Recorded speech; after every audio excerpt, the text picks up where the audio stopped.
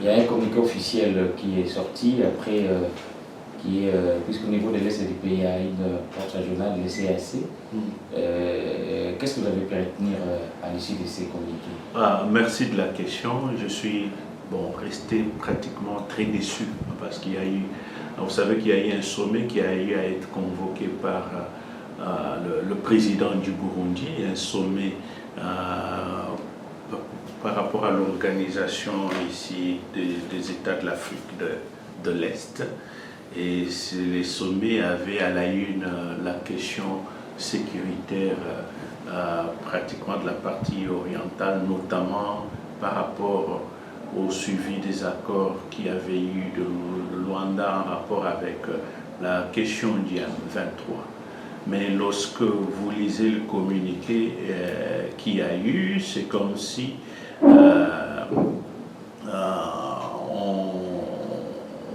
les chefs d'État de la région n'ont pas pu avoir, je ne voudrais pas dire le courage, mais avoir pratiquement l'opportunité de condamner l'agresseur de la République démocratique du Congo qui siégeait avec eux sur la table, qui est le Rwanda.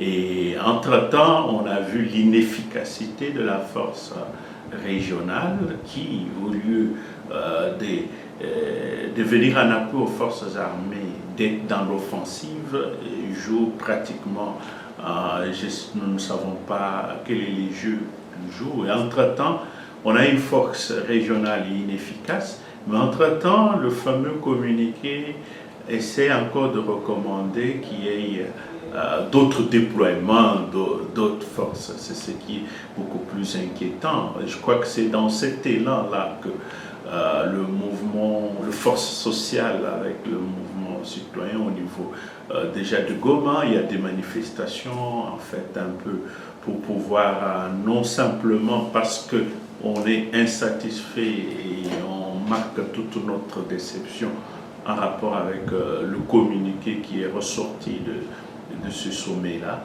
Mais entre-temps, on voit la passivité de la force régionale et que la population donne son temps. Et la manière de donner le temps, ce sont des manifestations ville morte, mais entre-temps, certaines personnes sont sous la rue. Espérons que ce message sera davantage entendu, mais la recette magique pour nous, la République démocratique du Congo, c'est de ne pas attendre grand-chose de ce sommet, de faire monter en puissance nos forces armées de la République démocratique du Congo. Ça, c'est pratiquement pour nous la recette magique. C'est mutualiser les efforts pour que l'armée de la République démocratique du Congo puisse monter effectivement en puissance et bouter hors d'état de nuire l'ennemi. Maître Kabengele, on s'est rendu compte qu'il y a la passivité, pas seulement au niveau de la communauté internationale, mais également du côté de la force régionale. Face à ces états des choses, pouvons-nous continuer toujours à espérer en ce qui concerne un appui militaire, puisqu'on se rend compte absolument rien sur le terrain? C'est pourquoi vous avez suivi lorsque je venais de parler pour dire qu'il ne faut pas qu'on attende trop de la force régionale. Ça serait une illusion. Donc nous devons nous préparer et le gouvernement congolais, je crois que se doit d'être interpellé sur la question que le meilleur défenseur de l'intégrité du territoire de la République démocratique du Congo, c'est l'armée congolaise, c'est nous-mêmes le Congolais. Donc on doit tout faire pour monter en puissance, oublier qu'il y a la force régionale, attaquer l'ennemi qui continue.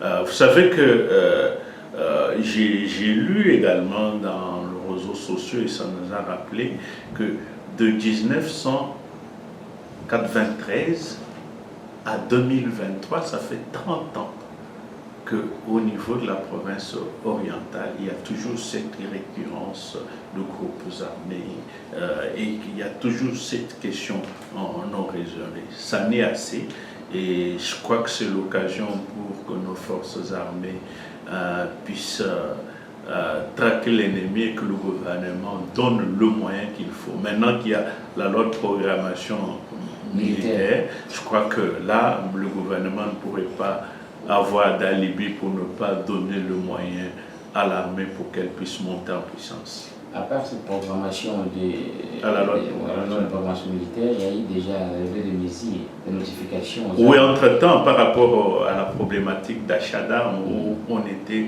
dans une sorte d'embargo de fait qui ne disait pas son nom, on soumettait à des conditionnalités. Il y a déjà toutes ces mesures qui sont déjà levées, c'est dire qu'en termes déjà d'achat et de commandes d'armes, la République démocratique du Congo peut le faire déjà en toute liberté. Bon, mais ça sont des questions logistiques, stratégiques, où nous, comme société civile, on n'a pas suffisamment d'informations sur les questions logistiques. Mais le constat sur terrain, c'est que l'ennemi est encore là, en train d'occuper certaines parties du territoire national, et que les différents sommets, j'ai l'impression que ce sont de sommets qui sont là pour pouvoir nous retarder, nous distraire, alors qu'il faut attaquer l'ennemi en profondeur.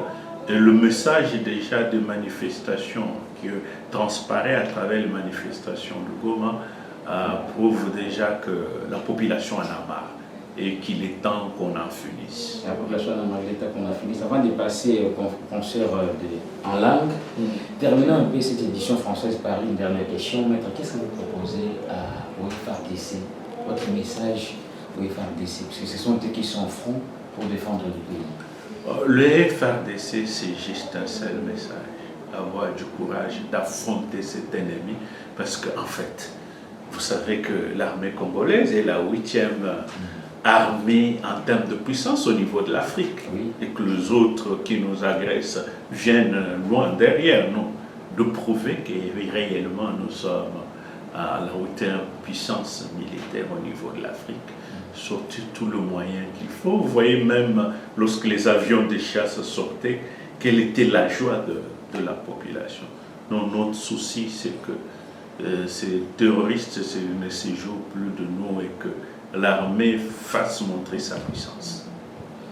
Le pote de Lingala, pote de Kamandeko, chaîne YouTube, on commence par la question, oui, Angelos? Oui, maître Kabengeli, si on veut ça la résumé, la news tout le bien, on veut ça résumer la Lingala. Il faut dire que le message Nabiso est pour la bande de Nabiso à Est. Il faut dire que ma base à mon aîné terroriste, groupe arménien sur la terroriste naba M23 passé à Makassina, bande Nabiso va déplacer des guerres.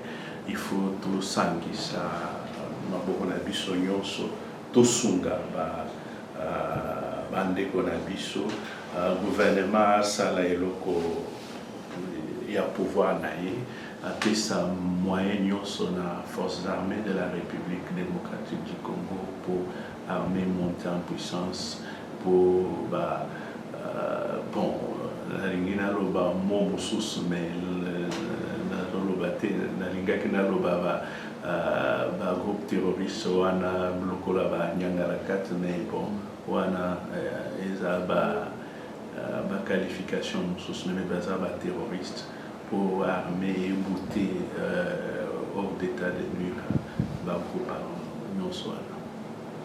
Mon amboka, vous êtes ceux qui les lorsqu'ils armée congolaise et télémi et taqué, réciter aux anangam nabiso. Oui, et que vous avez succès nabiso mingi, que vous avez succès nabiso mingi. Tout ce qui est généralement ceux qui tomoni ba avion de chasse et à forces armées, ceux qui ont ça là bas dégâts et pas ennemis, tout ce qui est la mingi. Alors ceux qui armés et une puissance naïe, en tout cas, tous la 8e puissance africaine. Hein.